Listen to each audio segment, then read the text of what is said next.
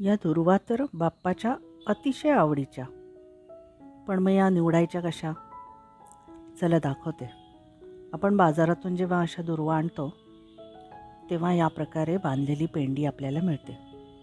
पण मग या दुर्वा निवडायला पण लागतात. तर या निवडायची पद्धत म्हणजे या पद्धतीनं टोकावर असलेली 3 पात्या किंवा 3 नसतील तर 4 पात्या घ्यायच्या आणि बाकीच्या पात्या खालच्या काढून टाकायच्या. पात्या म्हणजे त्या विशिष्ट प्रकारची जी पानं आहेत, या प्रकारच्या पानांना पातं म्हटलं जातं. त्याप्रमाणे ही 3 किंवा 4 ठेवायची.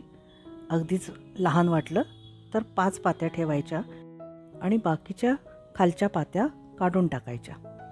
आता या पद्धतीनं निवडून झाल्यानंतर या अशा दुर्वा सगळ्या निवडलेल्या दुर्वा एकत्र करायच्या आणि आपल्याला 21 दुर्वांची पेंडी बांधायची आहे.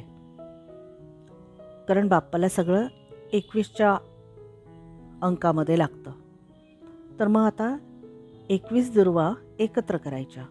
त्या बांधताना जिथे पात्या 3री, 4थी किंवा 5वी पाती सुरू झालेली आहे त्या पॉईंटवर सगळ्या एकत्र करायच्या. 21 दुर्वा अशा पद्धतीनं एकत्र झाल्या की कुठल्याही साध्या दोऱ्याने बांधून घ्यायच्या. आम्ही लहानपणी केळीच्या दोऱ्यानं बांधून घ्यायचो. कारण केळीचे दोर कोकणामध्ये भरपूर प्रमाणात मिळतात, असतातच म्हणजे बागेमध्ये. तर त्याप्रमाणे गजऱ्यासाठी वगैरे आम्ही केळीचा दोर वापरायचो. तर या पद्धतीनं पेंडी बांधून तयार झालेली आहे. आता याची खालची टोकं आपल्याला बेडप दिसत आहेत. म्हणून मग अशा पद्धतीनं एक अंतर ठरवायचं, माप ठरवायचं आणि त्याप्रमाणे कापून घ्यायची. याप्रमाणे बांधून घेतलेल्या पेंड्या खूप छान दिसतात.